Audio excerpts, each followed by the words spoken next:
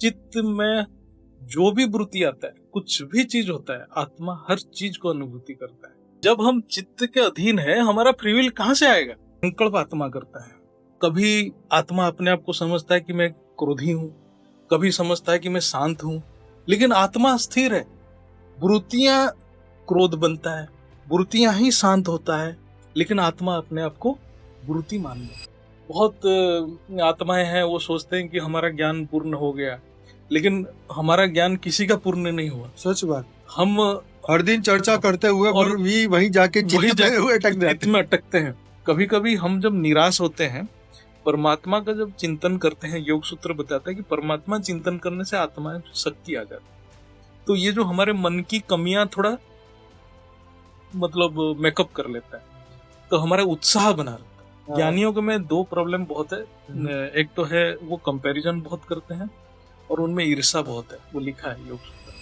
योगी जब देखेगा ये चीज को, उसको कोई भी सुख नहीं लगेगा, सारे दुखी दिखेंगे।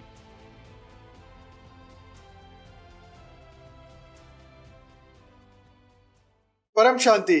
परम शांति। सभी का स्वागत है, परम स्वागत है बापूजी के इस YouTube चैनल पर। मैं हूं अनंत और आज हमारे साथ है ज्योति प्रकाश भाई, और आज हम बात करने वाले हैं योग सूत्र के बारे में। जिन्होंने इससे पहले का एक एपिसोड अगर नहीं देखा है तो जरूर से देखिएगा, क्योंकि इससे रिलेटेड क्वेश्चन आज अभी हम इसमें चर्चा करने वाले हैं। तो योग सूत्र के अंदर एक सबसे पहला ही क्वेश्चन आता है कि आत्मा और चित्त में क्या संबंध है।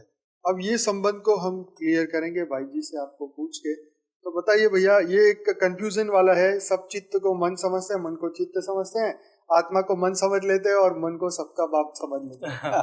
तो एक्चुअली आज हम काफी विशेष चर्चा किए हैं पहले अध्याय में, और अभी जो हम चर्चा कर रहे हैं उसका और गहराई में जाएंगे। तो आत्मा और चित्त का संबंध जब तक आत्मा को समझ नहीं आता है, ये अंतिम ज्ञान है, आत्मा और चित्त को समझना। और जैसे हमने योग सूत्र का स्टार्टिंग ही होता है चित्त वृत्ति निरोध। जब हम जानते हैं कि चित्त में जो वृत्तियां आता है उसी को निरोध करेंगे, तो वृत्तियां आत्मा में नहीं आता है, चित्त में आता है।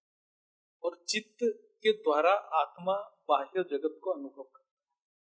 तो चित्त ऐसा है कि शास्त्र के अनुसार चित्त में चिति शक्ति प्रवाह होता है, मतलब चेतन शक्ति का प्रवाह जब चित्त में होता है तभी आत्मा अनुभूति करता है।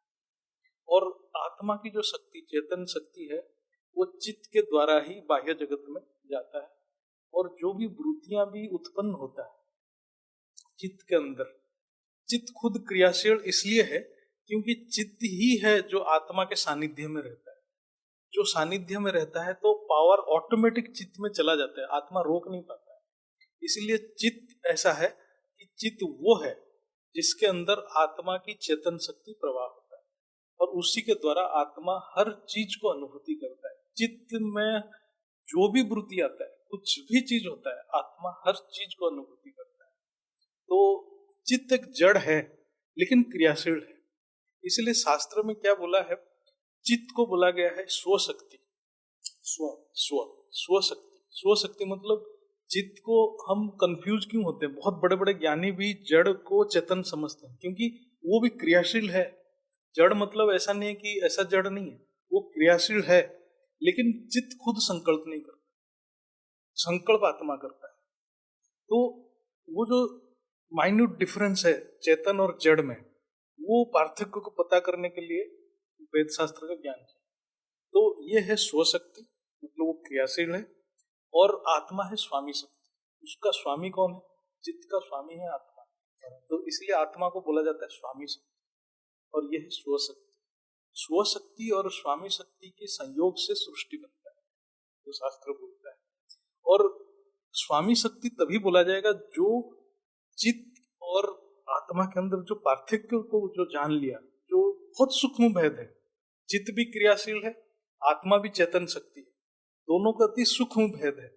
जो योग दृष्टि द्वारा उस सूक्ष्म भेद को जान लिया, वही चित्त का स्वामी बन सकता है। इसीलिए प्रकृति का स्वामी परमात्मा ही होता है, और जो आत्मा उस स्थिति तक पहुंच जाता है वो परमात्मा के स्वरूप धारण करता है। तो इसीलिए चित्त जो है, चित्त परिणामी है, वो हर पल चेंज होता रहता है। आत्मा जो क्यों आत्मा अविद्या में जाता क्यों है? क्योंकि चित्त भी क्रियाशील है और चित्त में जो वृत्तियां जो आता है, आत्मा की जो सनग्लास है, चित्त क्या है? सनग्लास है, उसी के द्वारा ही देखता है, डायरेक्ट नहीं देखता है बाहर जगत को। तो जब आत्मा उस वृत्ति को देखता है, वो वृत्ति का स्वरूप धारण कर लेता है। मतलब वो खुद समझता है कि आत्मा से ऊर्जा निकल रहा है, लेकिन आत्मा जब वृत्तियों के साथ संयोग होता है, जब किसी दृश्य को अनुभव करता है, तब आत्मा वृत्तियों के साथ संयोग करता है और वो संयोग के द्वारा वो दृश्य को देख रहा है। तो आत्मा खुद अपने आप को वृत्ति मान लेता है और वृत्ति हर वक्त चेंज हो रहा है, हर पल चेंज हो रहा है। तो कभी आत्मा अपने आप को समझता है कि मैं क्रोधी हूं, कभी समझता है कि मैं शांत हूं, लेकिन आत्मा स्थिर है। वृत्तियां क्रोध बनता है, वृत्तियां ही शांत होता है, लेकिन आत्मा अपने आप को वृत्ति मानता है। जब तक ये पार्थक्य को नहीं जान पाता है, तो जड़ और चेतन, चित्त और चित्ती शक्ति, ये दोनों को पार्थक्य को जब अंतःकरण में अनुभव नहीं कर लेता है एकाग्रता के द्वारा, तब तक वो चित्त के कंट्रोल में रहता है। चित्त तब तक आत्मा के ऊपर अधिकार रखता है जब तक आत्मा पूरी तरह उसकी स्वामी नहीं बनती। क्योंकि 3 गुण का अधिकार आत्मा के ऊपर तब तक है जब आत्मा पूर्ण सत्य को नहीं जानती, और जब तक उसका अधिकार है तब तक आत्मा चित्त के अधीन है। जब आत्मा पूरा सत्य को अपने अंतःकरण में प्रत्यक्ष रूप में प्रकट कर लेता है, तब आत्मा चित्त का अधिकारी और स्वामी बन जाता है। तो इसलिए चित्त और आत्मा के पार्थक्य को जानना तो अंतिम ज्ञान है। यही योग सूत्र का लक्ष्य है। बहुत सुंदर, इतनी गहरी व्याख्या मैंने पहली बारी सुनी है। और वाकई में, क्योंकि हम इस पे बात करते रहते अपने लाइव में, लेकिन इतनी क्लैरिटी के साथ कभी चर्चा हमने नहीं की कि चित्त और चित्ती शक्ति, आत्मा और चित्त, और ये शब्द सब शास्त्र। ये बहुत अच्छा, ये जो स्वामी वाली बात बताई ना, ये बहुत मस्त है। हाँ, स्वशक्ति स्वामी शक्ति शास्त्र में बहुत आलोचना हुआ है, लेकिन क्या है कि हमने जैसे बापूजी के ज्ञान में है तो हमें इतने क्लैरिटी के साथ इसको हम समझ रहे हैं, लेकिन शास्त्र में उसका व्याख्या इतना नहीं। मतलब आत्मा जो सर्वोच्च सत्ता है उसको हम चित्त के हवाले पड़ गए हैं। हाँ, हम चित्त का जो सत्ता है उसको सब कुछ माना। हाँ, हाँ, जब हम आत्मा की सत्ता को महसूस करेंगे, क्योंकि वो डिफरेंस इतना कम है, क्योंकि वो भी क्रियाशील है, ये भी क्रियाशील है, वो डिफरेंस इतना कम है, वो बहुत सूक्ष्म दृष्टि से ही देख सकते हैं। तो आत्मा के जब तक कैरेक्टर जानेंगे नहीं, तब तक आप चित्त के ही कैरेक्टर को आत्मा मानेंगे। इसीलिए हम बोलते हैं कि मैं मन हूँ, मैं बुद्धि हूँ, क्योंकि हम मन भी क्रियाशील है, मन भी गतिशील है, लेकिन मन को जो गतिशीलता दे रहा है वो आत्मा दे रहा है। वो इतना कम डिफरेंस है कि इसीलिए हम मन मान के मन के कंट्रोल में आ जाते हैं। हम आ जाते हैं प्रारब्ध के कंट्रोल। कहते हैं ना, जो भाग्य में लिखा होगा। अरे भाग्य अलग है, भाग्य का रचयिता आत्मा है, तो तुम आत्मा को फोकस करो ना। हम सोचते जो भाग्य में लिखा देखा जाएगा। ये बहुत इंपॉर्टेंट है आपने जो बताया ना। ये एक कहीं हम देख रहे थे, वो जो वीडियो में बताया कि हमारा फ्री विल ही नहीं है। हाँ, क्यों नहीं है फ्री विल?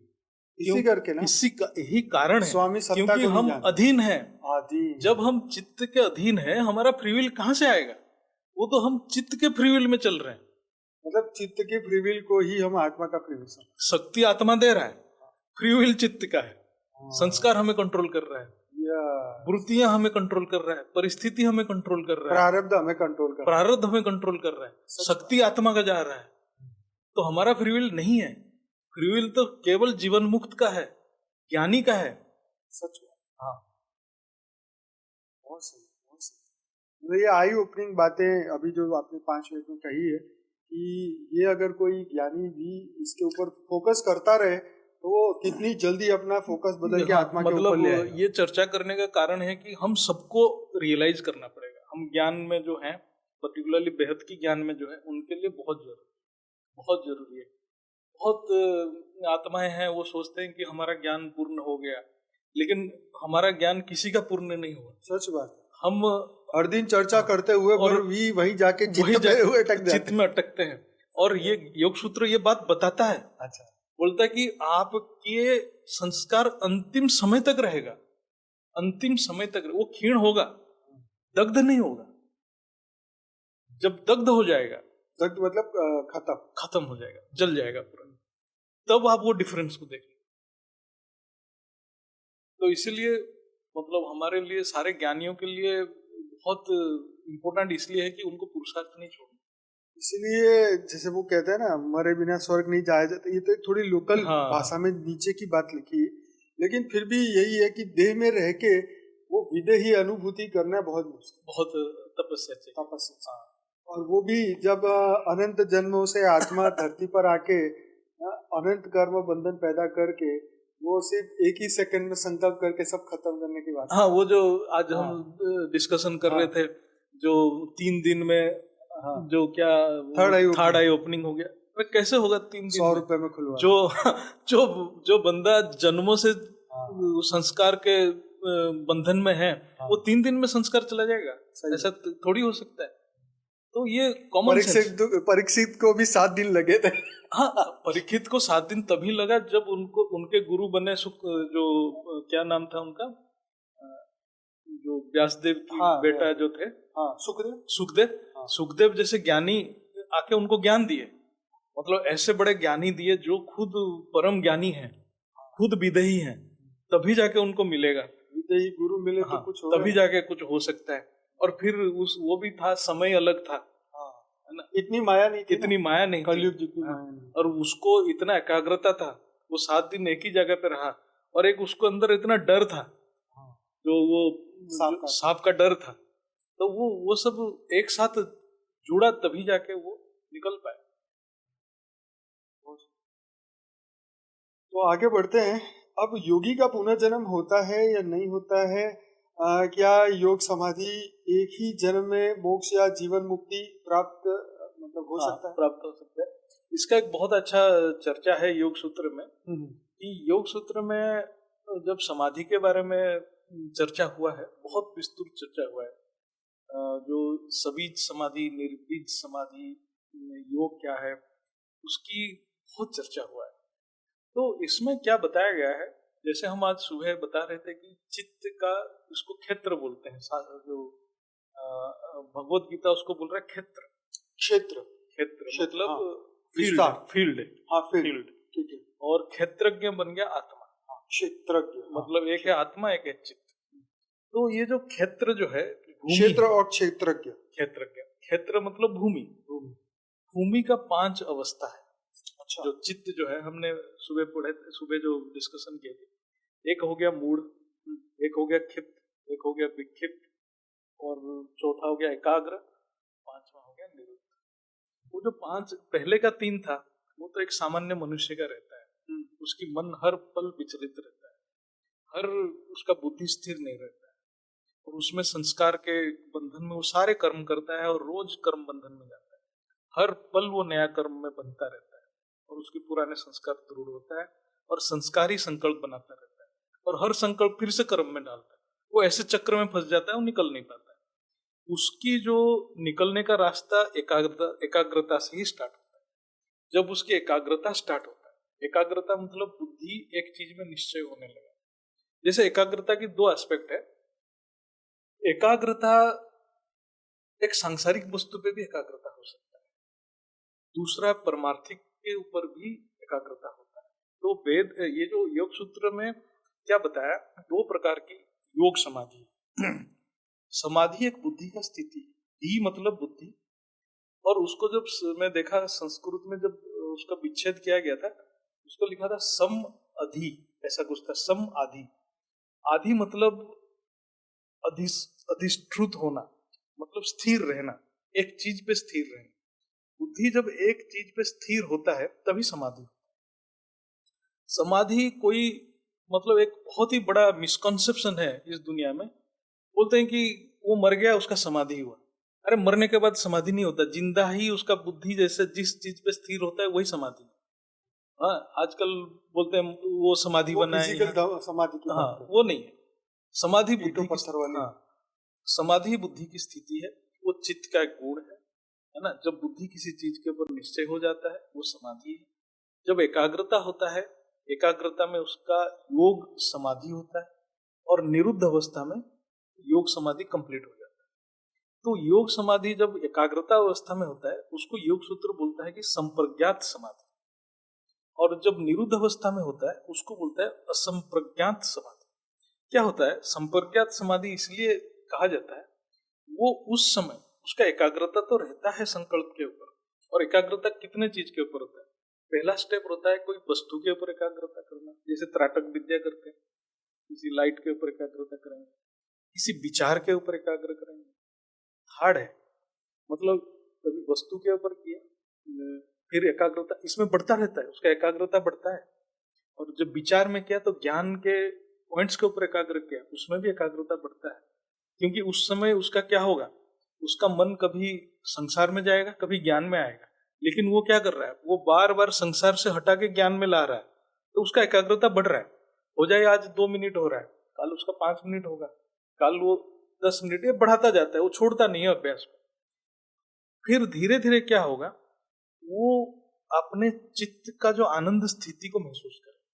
वो क्या करेगा, चित्त में एक आनंद प्रकट होता है जब उसका एकाग्रता होता है बहुत समय तक, और संसार से निवृत्त हो जाता है।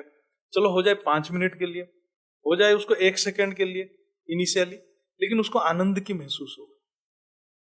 जब धीरे धीरे उसको अनुभूति होगा कि मेरे को तो जब संसार की वृत्ति से मैं निवृत्त हो जाता हूँ, मुझे जब ज्ञान की वृत्ति पे मैं एकाग्र करता हूँ तो मुझे आनंद मिलता है, तो वो बढ़ाता है उस चीज को। मतलब जो आत्मा थोड़ा अच्छा आत्मा है, तो वो बढ़ाते बढ़ाते क्या होता है, उसको लास्ट में क्या होता है, वो सारे वृत्ति को हटा के, जब सारे वृत्ति को हटा देता है, जब उसके चित्त में वृत्ति, चित्त एक मिरर है, मिरर में वृत्तियां को देख रहा है, मतलब एक ज्ञान की वृत्ति देखा, एक संसार की वृत्ति देखा, जब सारे वृत्ति हट गया तो वो खुद देखता है अपने आप को, तब आत्मा रिफ्लेक्ट करता है, आत्मा की प्रकाश रिफ्लेक्ट करता है, उसको बोलते हैं अस्मिता वृत्ति, खुद को महसूस करना।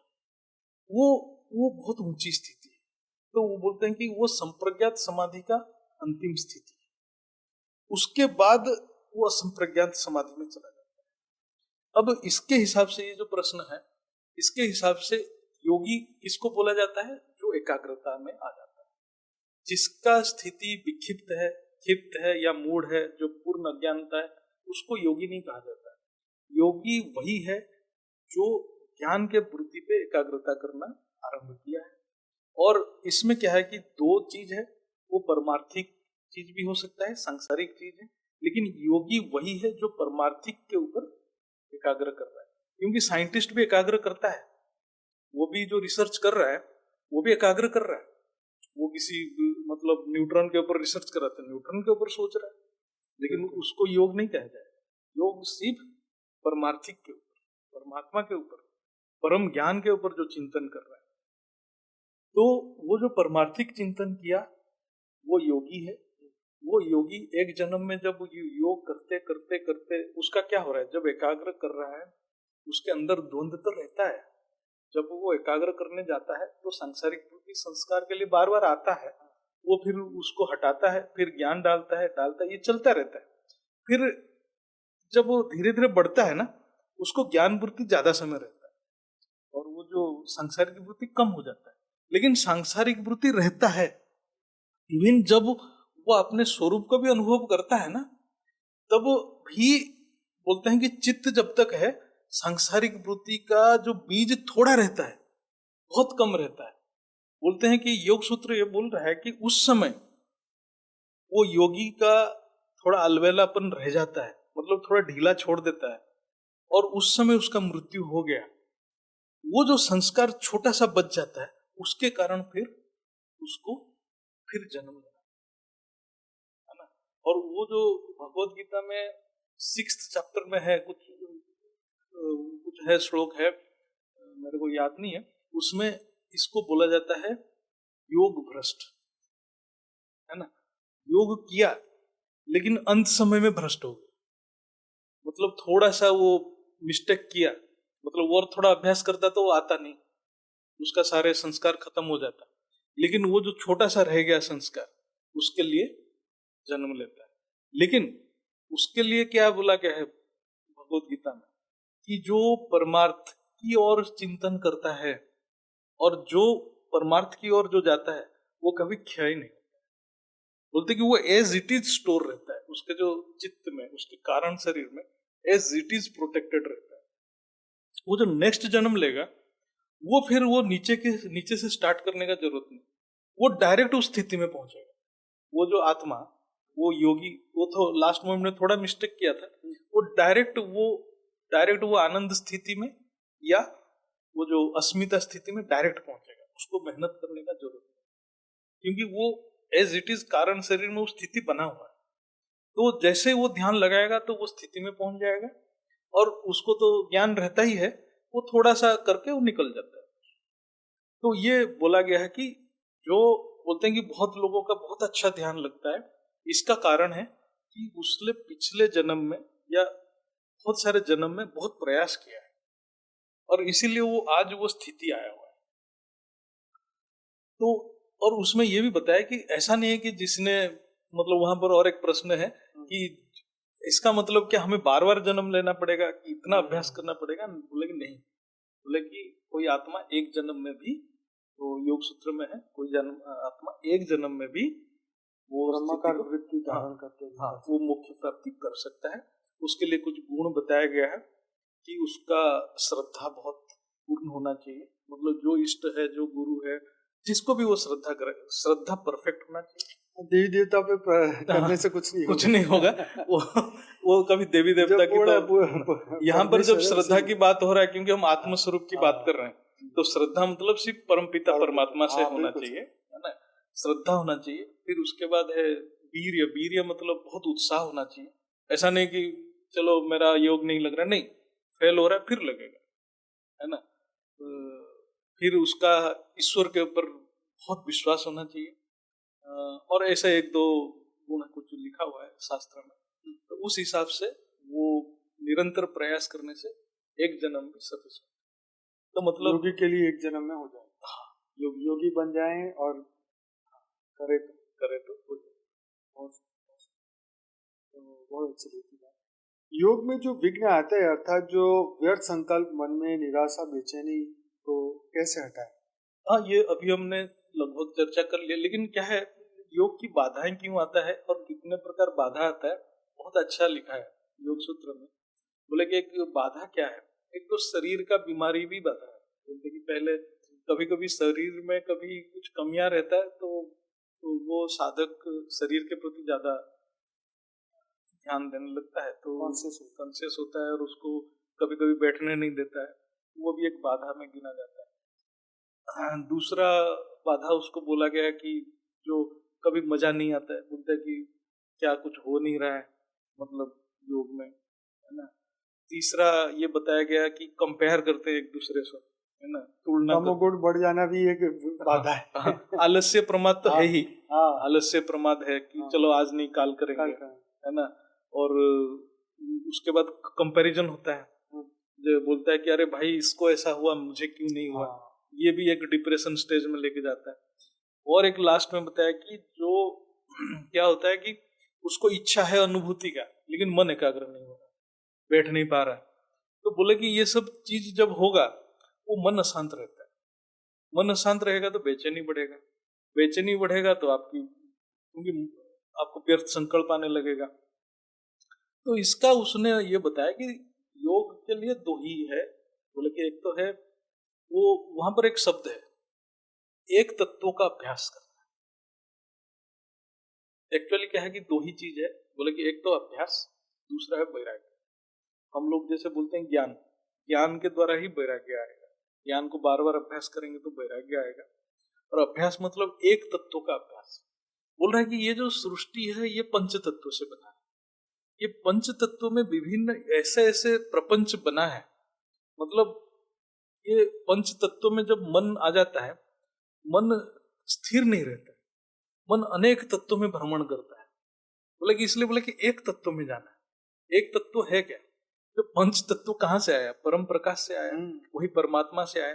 वो एक तत्व में स्थिर रहना पड़ेगा, तभी जाके वो बेचैनी से निकलेगा। उसके लिए ज्ञान और अभ्यास, वो बोला कि ज्ञान और अभ्यास।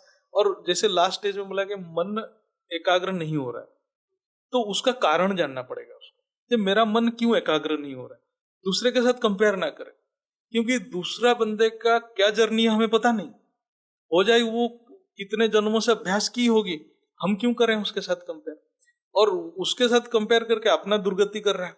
उससे अच्छा कि वो अपना कारण जाने, कि हो जाए कि उसका कर्म बंधन बहुत ज्यादा है, उसकी संस्कार बहुत दृढ़ है, तो उसका भी उपाय दिया गया है कि हमने जैसे आज सुबह बोला कि क्रिया योग करना है, स्वाध्याय ज्यादा करना है, ज्यादा सुनना है ज्ञान को, ज्यादा अध्ययन करना है, ज्यादा तप करना है। तप मतलब जब द्वंद आता है तो अपने आप को शांत रखना है, और ज्यादा परमात्मा की चिंतन करना है। ये जो परमात्मा चिंतन जो है, ईश्वर प्रणिधान जिसको बोला गया, कभी कभी हम जब निराश होते हैं, परमात्मा का जब चिंतन करते हैं, योग सूत्र बताता है कि परमात्मा चिंतन करने से आत्मा में शक्ति आ जाती है।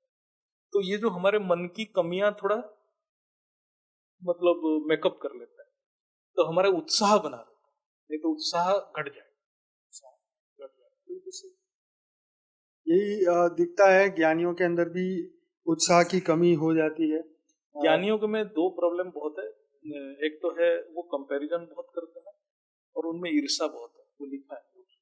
अच्छा, हाँ, ईर्ष्या के कारण उनमें अहंकार आ जाता है, और अहंकार पतन का काम करता है। योगी के लिए क्यों निरंतर योग अभ्यास की जरूरत है, उसके बारे में थोड़ा सा। ये हमने चर्चा कर चुके हैं, लेकिन मैं शॉर्ट में बताता हूँ। क्योंकि जब तक चित्त का अधिकार है आत्मा के ऊपर, तब तक 3 गुण के अधीन रहता है। सत्वरजतम तीनों गुण का अधिकार में रहता है, और तीनों गुण एक दूसरे विपरीत होते हुए भी एक साथ रहते हैं। ठीक है, तीनों बहनें ठीक है, तो एक साथ रहते हैं। कभी ये बढ़ता है, कभी वो बढ़ता है। जैसे वो आयुर्वेद में बोलते हैं ना कि आपकी पित्त वो तो बात पित्त कफ का है कहानी, तो ऐसे भी ऐसे ही तीन बहनें हैं। तो ये क्या है, वो जब तक अधिकार रहता है तब तक ज्ञान की वृत्ति और संस्कार की वृत्ति, संस्कार मतलब सांसारिक संस्कार या क्लेश युक्त संस्कार हम जिसको, दोनों में लड़ाई चलता है। और जैसे ही आत्मा अभ्यास कम करेगा, सांसारिक वृत्ति ऑटोमेटिक बढ़ेगा। जब तक उसका बीज है, वृक्ष बनने में टाइम नहीं लगेगा, और योगी कब भोगी बनेगा पता भी नहीं लगेगा। सच बात। तो इसीलिए जब तक चित्त का अधिकार आत्मा के ऊपर है, तब तक अभ्यास जारी रहना। ये तो बहुत पते की बात है, और ये सबसे बड़ा की पॉइंट है, हर आत्मा को चाहिए, हर आत्मा को। इसीलिए जो हर दिन करना, हर दिन, वो जो रात को 10 बजे और सुबह 5:30 बजे, ये एक दिन के लिए भी नहीं, मिस नहीं कर सकते। जिस दिन टॉनिक लेना बंद किया, बीमारी स्टार्ट। ये बात तो बिल्कुल सही कहा आपने कि चित्त के ऊपर, कि भाई जैसे बोलते हैं ना, सूर्य नाड़ी चल रही है कि चंद्र नाड़ी चल रही, तो चित्त चल रहा है कि आत्मा चल रही है ये चेक करना पड़ेगा नाक दबा दबा के। चलिए आगे बढ़ते हैं। योग सूत्र के हिसाब से ज्ञानी और विकासशील साधक संसार को किस रूप में देखता है, या योगी संसार को किस दृष्टि से देखता है? हाँ, ये बहुत, मैं इसलिए मतलब इसके ऊपर हम चर्चा करना चाहते हैं कि एक भोगी कैसे देखता है, कि योगी कैसे देखता है, ज्ञानी कैसे देखता है। क्योंकि ज्ञानी का दृष्टि ही उसको साधना के लिए ही प्रेरणा देता है, क्योंकि हमारे दृष्टि ही हमारे पुरुषार्थ का कारण है। क्योंकि जब तक वो दृश्य देखेगा नहीं उस हिसाब से, तब तक वो साधना नहीं कर सकता। तो इसमें क्या है, ज्ञानी के लिए हर भोग दुखदायी है। सच, हर भोग दुखदायी है, और ये संसार दुखों का आलय है। आलय मतलब घर, दुखों का घर। और दुख, वो भोग जो है, भोग 4 प्रकार है। तो योग सूत्र में बहुत सुंदर शब्द लिखा है। एक परिणाम दुख, एक है संस्कार दुख, एक है ताप दुख। दुख मतलब भोग है, मतलब परिणाम भोग, संस्कार भोग, ताप भोग और वृत्ति विपरीत भोग, ऐसा कुछ है। तो ये चारों को मैं एक्सप्लेन करना चाहता हूँ जो योग सूत्र में है। अच्छा, ये हम जो चर्चा कर रहे हैं ना, जो फिलोसॉफी का स्टूडेंट वो भी अच्छा नंबर लाएगा ये सुनेगा तो। अरे वाह, तो मतलब हम परीक्षा दे सकते हैं फिलोसॉफी की, अच्छा डिग्री मिल जाएगा उसको। तो एक है परिणाम दुख। परिणाम दुख को उसने ये समझाया कि हम कोई भी भोग करते हैं, एक धर्म के हिसाब से भी कर सकते हैं, एक अधर्म के हिसाब से। जैसे चोरी करके भी भोग कर रहा है, और जिसके प्रारब्ध में है वो भी भोग कर रहा है। तो प्रारब्ध में जिसको जो मिला वो भोग कर रहा है, ये धर्म के हिसाब से है, उसमें कोई अधर्म नहीं हो रहा है। लेकिन जो जबरदस्ती चोरी करके दूसरे से भोग कर रहा है वो अधर्म हो जाता है। तो इसमें ये बोल रहा है जो ज्ञानी है, जो बहुत ज्ञानी है, वो ज्ञान के हिसाब से जब देखता है, कभी भी कोई भोग, मतलब बुद्धि में जब हम रस लेते हैं कोई भोग में, तो वो संस्कार को दूर कर, क्लेश युक्त संस्कार, मतलब हमारे जो कर्म बंधन को बढ़ा देता है, मतलब हमको जन्म मृत्यु में और डालता है, इसलिए वो उसके लिए दुख का कारण है। दूसरा है अधर्म से हिसाब से किया, वो तो ऐसे ही फंसा, वैसे ही पाप है। हाँ, ऐसे ही पाप है, वो तो ऐसे ही कर्म बंधन, भोग तो अलग बात है और ऐसे ही पाप है। इसलिए शास्त्र क्या बोल रहा है? शास्त्र बोल रहा है जो गरीब है, जिसको भोग मिल नहीं रहा है, भोग करने की बहुत इच्छा है मिल नहीं रहा है, बोलते हैं कि उसको बिच्छू का काट रहा है, बेचैनी है, मुझे भोग चाहिए, भोग नहीं मिल रहा है। आजकल जैसे इंदौर में आया ना गवर्नमेंट के, भिखारी पकड़ो और उसकी फोटो भेजो तो आपको 1000 रुपए इनाम। तो भिखारी भागेंगे, हमारी तो रोजी रोटी चली गई। वही भोग के संस्कार है, मुफ्त का बैठ के भोग रहे हैं। मुफ्त का बैठ के भोग रहे हैं। हाँ, तो ये बिच्छू काटेंगे। बिच्छू मतलब जो गरीब है, भोग नहीं मिल रहा है, साधन नहीं मिल रहा है, लेकिन इच्छाएं बहुत है, वो इच्छाएं उसको काटेगा। सच है ना? बोले कि बिच्छू काट रहा है। और जब भोग कर लिया, कहीं से मिल गया, भोग कर लिया, तब तो उसको सांप काट लिया, क्योंकि उसको संस्कार बन गया। ठीक है? ये तो गजब हो गया। मतलब मैं सुन के अच्छा पढ़ के इतना हैरान हुआ, मतलब ये तो डिस्कशन करने लायक, तो कुआं एक तरफ खाई। तो इसलिए ज्ञानी इस दृष्टि से देखता है। अच्छा। तो ये है परिणाम दुख, है ना? अच्छा। कोई भी भोग का परिणाम दुख है, चाहे बिच्छू काटेगा या सांप काटेगा, है ना? संस्कार बना के कभी काटेगा और कभी इच्छा बन के काटेगा। दूसरा है संस्कार। संस्कार एक ऐसा चीज है, संस्कार बीज रूप में चित्त में पड़ा है, कारण शरीर में पड़ा है। आपके सामने परिस्थिति है तो संस्कार निकलता है, लेकिन जब परिस्थिति भी नहीं है ना, आपके मन में अनेक विचार चलता है, वो संस्कार के कारण है। संस्कार क्या किया है? आपके अंदर एक दुनिया बना के रखा है, ठीक है? और वो है ना, जितने संस्कार तो है सारे क्लेशयुक्त संस्कार, कोई ज्ञान का संस्कार तो नहीं है।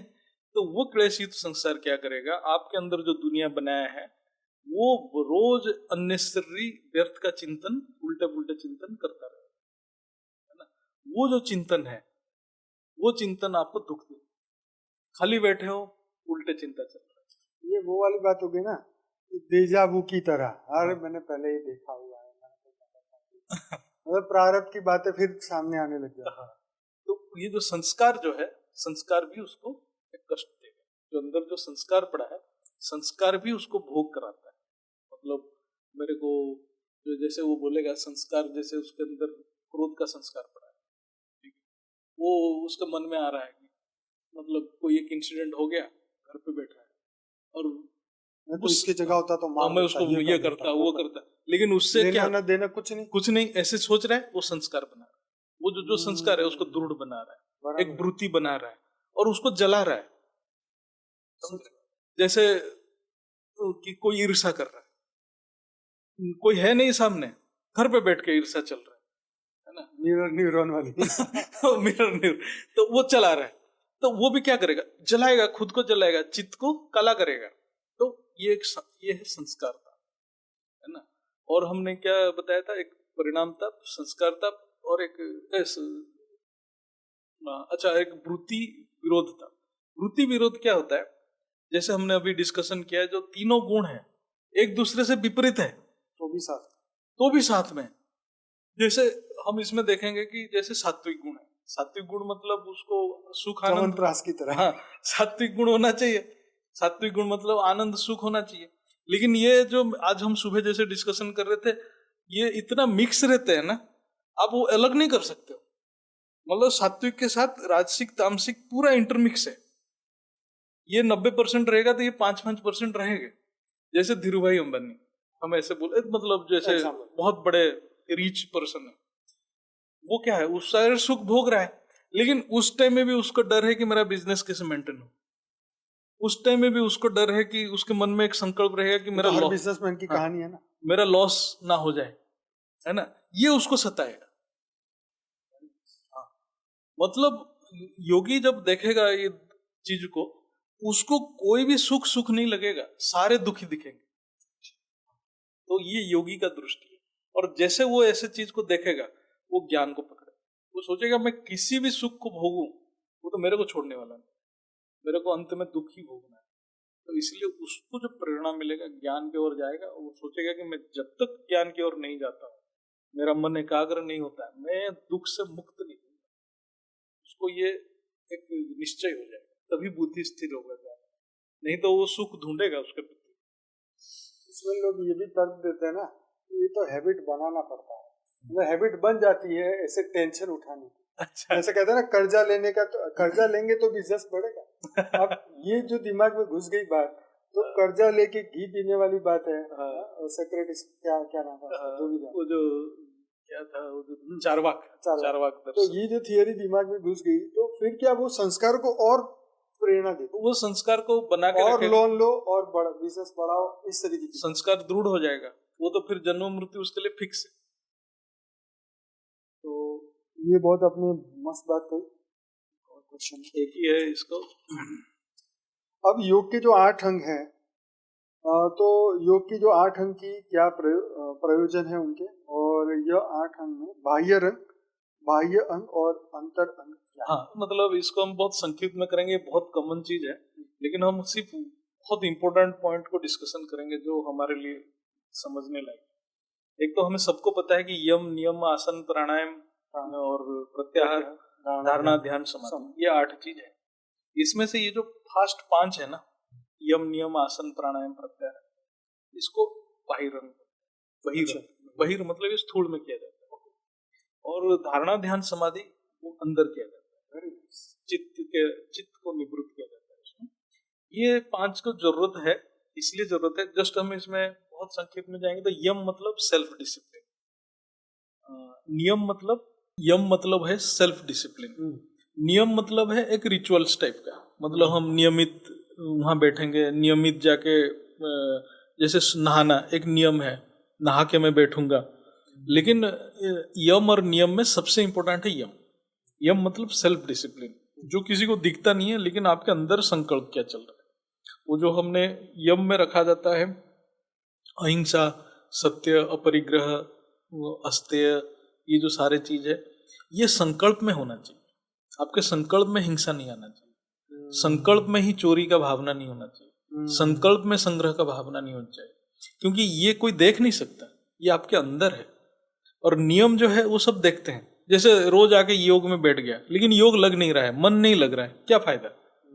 तो इसलिए बोलते हैं कि जो योग सूत्र बोलता है कि नियम कभी कभी टूट गया तो कोई प्रॉब्लम नहीं है, यम नहीं टूटना चाहिए। अरे वाह, क्या हाँ, यम टूट गया तो आपको सिद्धि मिलना मुश्किल है ना। यम टूटा सीधा जम के पास। जब मतलब यमराज। यमराज के पास, यम टूटा तो यमराज के सरेंडर हो जाएगा जाके।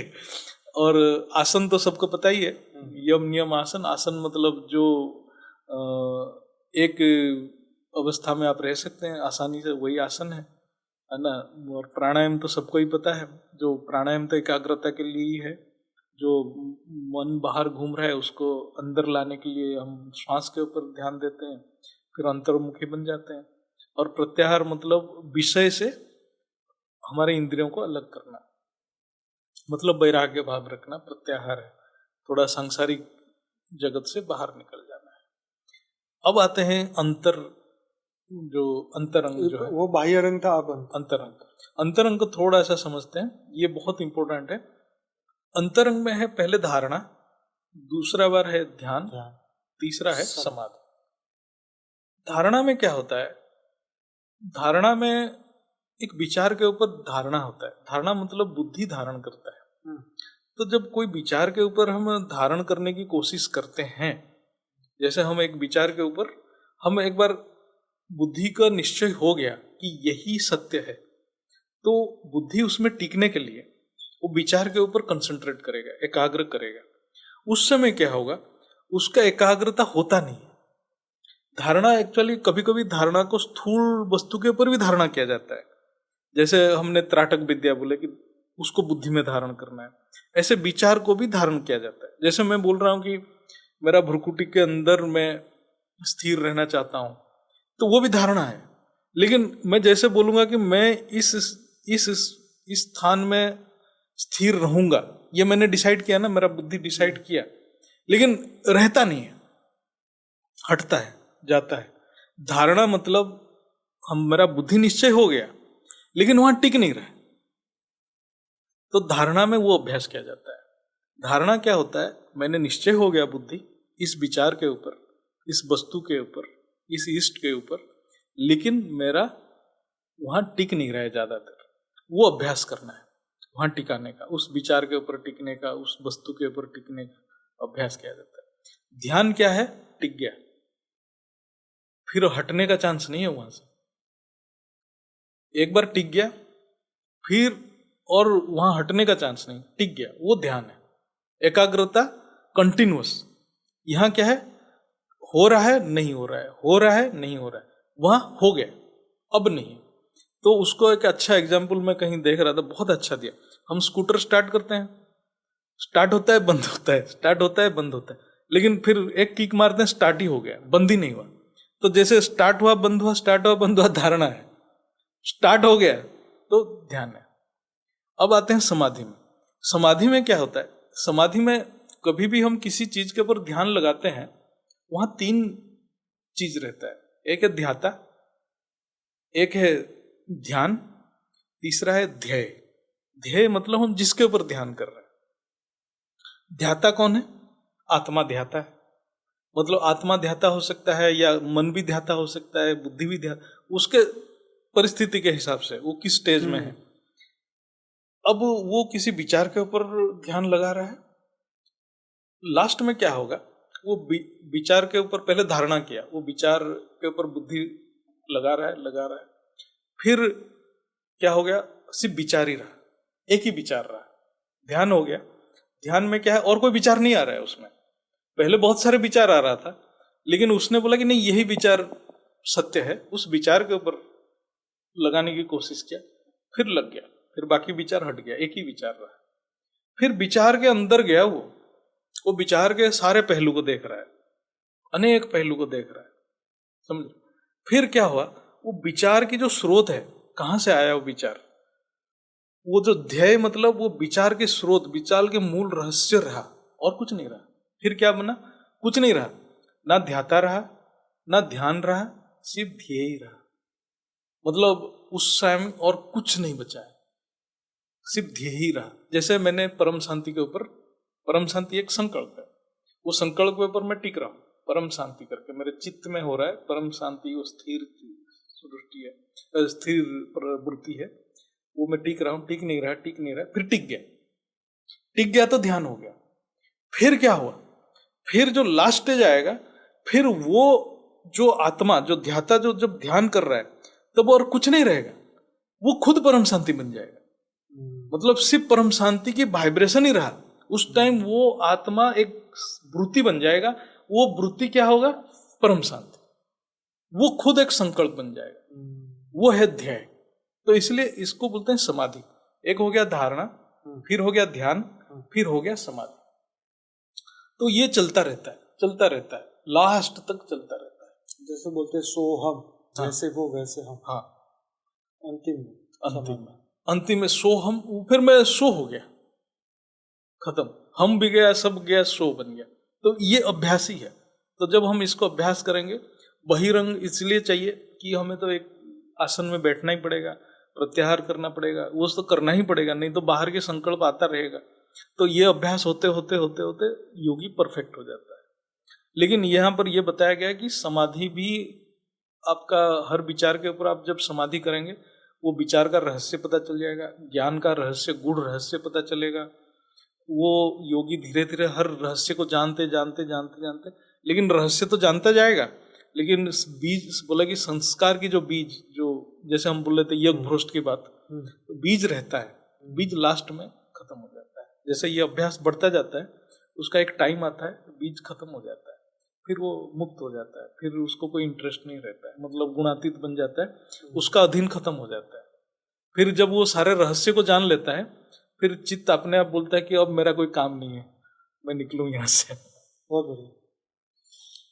तो ये योग सूत्र के जो गहरे गहरे क्वेश्चनों के जवाब हमने भाई जी से लिए, और बहुत ही बेहतरीन ये क्वेश्चन और आंसर थे, जो कि हर व्यक्ति को इसके ऊपर मुझे लगता है ये वीडियो हफ्ते में 1-2 बार जरूर देखना चाहिए, ताकि हम अपनी प्रोग्रेस के ऊपर कहाँ तक हम पहुँचे हैं, थर्मोमीटर कहो, बैरोमीटर कहो, कुछ भी कहो, अपने ऊपर ये स्व के ऊपर अपने ऊपर देखने का है कि हम कहाँ पहुँचे हैं, और इसी के ऊपर कार्य करते करते, मतलब अपने आत्मा पे कार्य करते करते हम एक दिन परम आत्मा बन जाएंगे, मतलब परम परम परम आत्मा बनेंगे।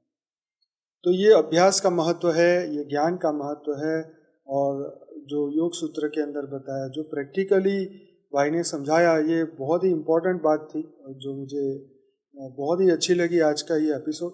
आपको कैसा लगा ये एपिसोड, ज़रूर से वीडियो के नीचे कमेंट में लिखिए, और ऐसे ही कुछ क्वेश्चन अगर आपके मन में अगर बाकी आते हैं, ज़रूर से वीडियो के नीचे कमेंट बॉक्स में लिखिए। और भाई जी का एक हमने स्पेशल प्लेलिस्ट बनाया है, जिसके अंदर मेरे ख्याल 25-30 वीडियो होंगे।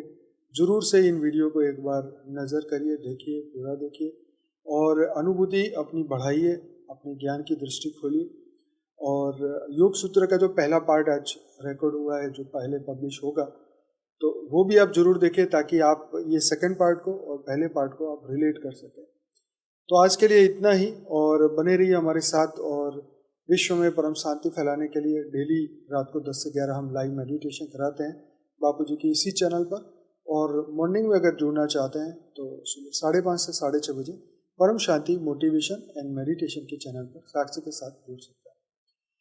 तो वीडियो को जरूर से लाइक करिए, शेयर करिए, कमेंट करिए, और दुनिया तक जरूर से पहुंचाइए। आप सभी दिव्य आत्माओं का बहुत बहुत धन्यवाद।